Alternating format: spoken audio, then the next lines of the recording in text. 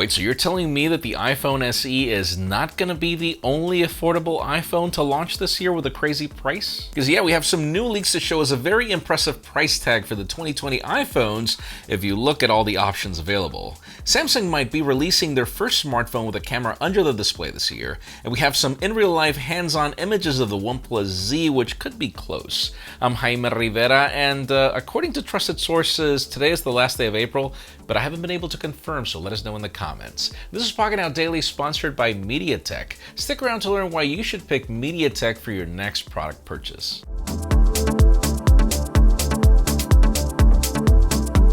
Yes, the official news today begin with deals, but let me start off with probably the most important one right now. If you're in the market for the iPhone SE, which is already $399, well, watch our review, which went live a couple of hours ago, as Joshua Vergara explains how you can end up paying just $184 with Visible if you sign up. And here's the thing, I've tried Visible, their service is awesome, and for me it's just too good to be true because of how simple it is. The only thing is, I do know that sale is sold out already, couple of hours later, but it will be available next week and we'll keep you posted soon about it. In addition to that, since we know that the Google Pixel 4a might be coming soon, today we have some deals on the Pixel 3a. B&H currently has it, probably the XL variant, for $130 off, leaving the 64GB variant for $349 shipped. Moving on to Amazon, those of you gamers, the ASUS ROG Strix 27-inch 144Hz monitor is $50 off, leaving it at $282. And we also have deals on Vizio's TVs and others in the links in the description. That gaming monitor and that deal for the iPhone SE, those are really hard to beat. You can learn more about everything there. Alright, let's talk about my favorite rumors of the weeks so far, LG Velvet, particularly what to expect.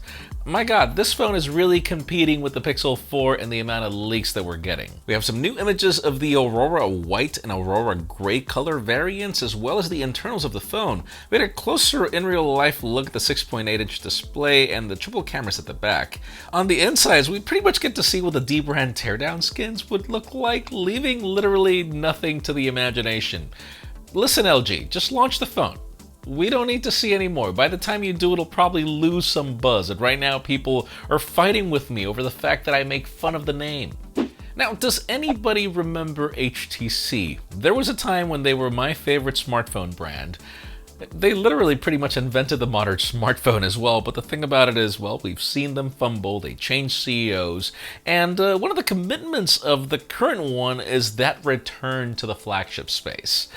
Well, we have some new schematics for a new phone called the Desire 20 Pro from Evan Blass, and you know we trust Evan. The description of the phone is a mix of the OnePlus 8 from the front and the Xiaomi Mi 10 at the back. The phone is a triple camera system at the back as well, and a punch hole at the top left corner of the display.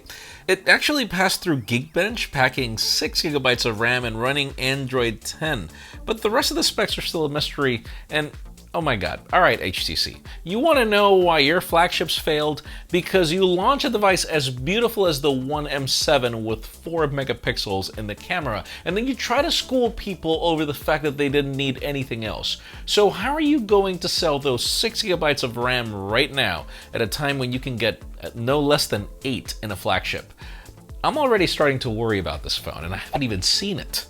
And yes, we continue getting more information on that OnePlus Z or 8 Lite. I wonder if OnePlus decided to hold back on this phone, given the fact that it probably wasn't going to be able to compete with the iPhone SE at a price range? I don't know. Now we have a full hands-on image of what seems to be that Z and a centered punch hole and thicker bezels. The image also shows the settings screen to set your fingerprint on the fingerprint scanner under the display.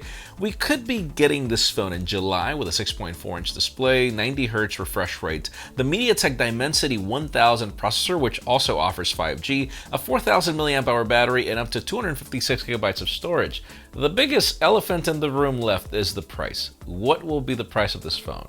We'll see. And alright, you know the way the leak cycle works where, I mean, come on, we were at the Qualcomm Snapdragon Summit where we saw the device that was powering 5G, and then we speculated all over about this being the Galaxy S20, or was it the S10? I don't even remember right now, but yeah, so here's the thing, whenever we get ad information or stuff or videos from Samsung, it drives a lot of people wild, and that's what's happening right now. Samsung recently released a new ad for a wind-free air conditioner which shows a phone that kind of looks like what we could expect from the Note 2020. Now, Samsung usually does this for concept smartphones, but this phone looks like the mold of the Note 20 that we've seen, but if you think about it, it also looks like the Note 10. What's impressive is that this phone does not have a punch hole, no selfie camera, so this could possibly be Samsung's first phone with a camera under the display, which some rumors pointed to it coming in 2020. Samsung did confirm that the Galaxy Fold 2 and the Galaxy Note 20 are on track to happen at some point this year. But it could also just be that they photoshopped or used so many video editors to grab a Galaxy Note 10 and remove the punch hole. I mean, I don't know. I mean, we've heard so many rumors of this technology, and we've seen the technology come from Oppo, where the selfies are not good at all. And given how good the selfies are on the S20, I doubt that's going to be the route, but we'll see. And guys, before we get to the hottest news, in addition to today's question, here's a word from our sponsor, MediaTek. Did you know its technology powers the Amazon Echo Show 5? Its compact 5.5-inch display allows for you to watch movies, TV shows, and get daily briefs, run video calls, and listen to your favorite music. It features a MediaTek technology called far-field communication, which is the reason why you can whisper at the speaker from a distance and have it detect your commands. It's currently on sale on Amazon for $69.99 in the first link in the description, and also follow the second link to learn why brands like Amazon trust MediaTek. Thank you for sponsoring this video.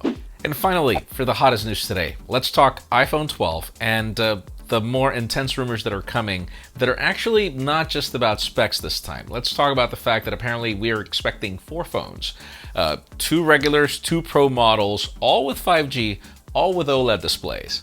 What gets interesting is when we get to notice the differences, and it gets a little technical. For example, the new report claims sizes, cameras, and prices, starting off with the smaller 5.4-inch iPhone 12, which brings 2 cameras, OLED display, and 5G starting at $649.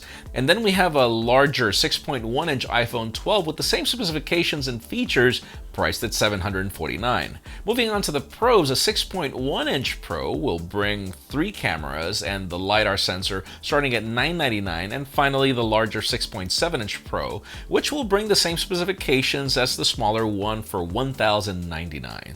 The rumors also hint that these phones will bring 120 Hz on the displays with a ProMotion, obviously. Then we have 10 to 15% louder speakers, and hopefully at least one of these phones on the lineup will include USB-C. We're assuming the Pro. Don't hold your breath on that one, but it leads me to today's question. Let us know, what do you think? I mean, for me, which one would be the most popular out of all these 4 phones? Because in my case, I think it's that entry-level 5.4-inch iPhone that's going to cost $649. It's a return to the price of the iPhone in forever.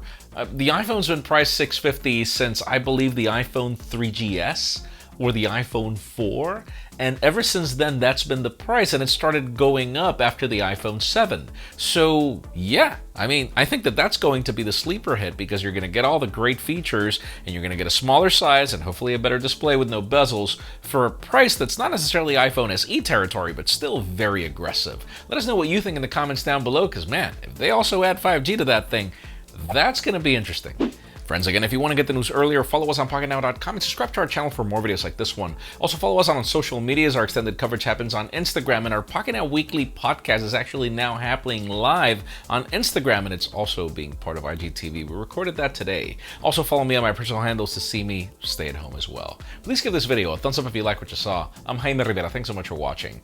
We'll see you tomorrow.